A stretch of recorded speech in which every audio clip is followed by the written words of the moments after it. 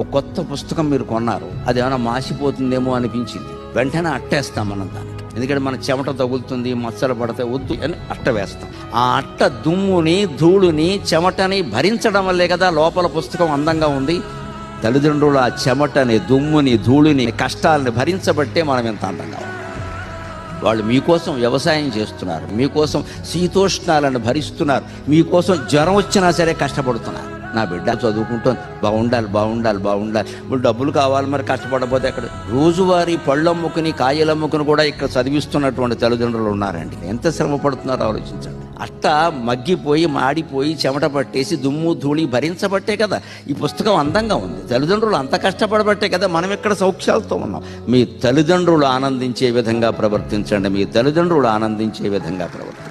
వాళ్ళకి మత్స తీసుకురాకూడదు ఎట్టి పరిస్థితుల్లో. తల్లి కన్నీళ్లు పెట్టింది అంటే జీవితం అంతా శాపం అయిపోతుంది.